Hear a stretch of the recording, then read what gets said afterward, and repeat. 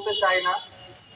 খুব কষ্ট লাগে যে যেই বাংলাদেশের জন্য আমরা যুদ্ধ করেছি, সংগ্রাম করেছি, আহত হয়েছি, এখানে শহীদ পরিবার আছে যারা তাদের নিজের একমাত্র ছেলে হারিয়েছে। তারপরেও যখন এই বাংলাদেশে যেই আদর্শ মূল্যবোধ আমাদের দেশ বিরোধী, জাতি বিরোধী, রাষ্ট্র বিরোধী এবং আমাদের ধর্মীয় মূল্যবোধ বিরোধী, সেসব জিনিস আমাদের সংস্কার কমিটিকে দিয়ে ঢুকানো হচ্ছে, তখন কষ্ট লাগে।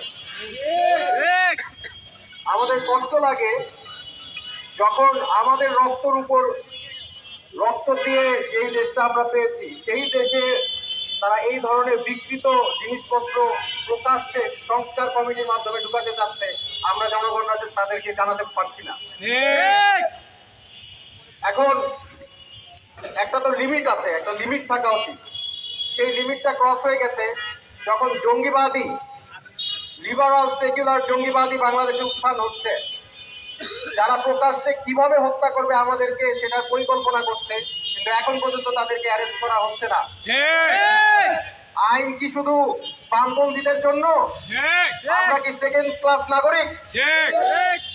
না, আমরা সেকেন্ড ক্লাস নাগরিক না, কিন্তু আমাদের বেঁচে থাকতে হয় সেকেন্ড ক্লাস নাগরিকের মতো। হত্যা করার হুমকি যে দেয় তার পক্ষে বিবৃতি দেয় বামপন্থীরা। ওদের মধ্যে মিনিমাম মানবতা নাই, তাদের মানবতা নিয়ে কথা বলার অধিকার নাই, তাদের কোনো বিষয়ে কথা বলার অধিকার নাই। তারা অধিকার নিয়ে কিভাবে কথা বলে, আমাদের জীবনের অধিকারই তারা অস্বীকার করে। আমি নাম ধরে বলতে চাই, জুনায়েদ তাকির মতো একজন বিজ্ঞ রাজনীতিবিদ কিভাবে জঙ্গির পক্ষ নেয় সেটা আমি বুঝতে পারি না।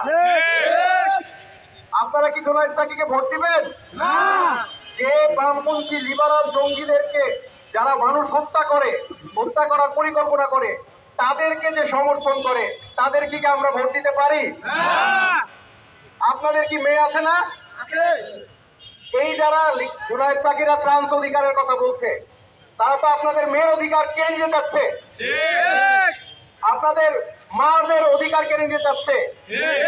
এই জুনায়েদ তাকি একজন নারী বিদ্বেষী বলে আমার মনে হচ্ছে এখন, কারণ সে ট্রান্সদেরকে, যে মনস্তান্ত্রিক ভাবে যে পুরুষ নিজেকে মেয়ে মনে করে, সে মেয়েদের সকল অধিকার পেয়ে যাবে। আপনি নারীদের অধিকার পুরুষদেরকে দিয়ে যাচ্ছেন, আবার আপনি অধিকারের কথাও বলেন। এটা কোনোভাবেই মেনে নেওয়া যায় না। আর সবচেয়ে বড় কথা, তারা জঙ্গি সমর্থক। বাংলাদেশে জঙ্গিদের ঠাঁই নাই, বাংলাদেশে আতঙ্কবাদের ঠাঁই নাই। বাংলাদেশে আমরা কোনোদিন এই ধরনের আতঙ্কবাদ, জঙ্গিবাদিতা কখন আমরা দেখতে চাই না। তবে যারা আমাদেরকে হত্যা করতে চায়, আমি তাদেরকে বলবো, you are most welcome. If you want to kill, আমরা শহীদ হওয়ার জন্য প্রস্তুত।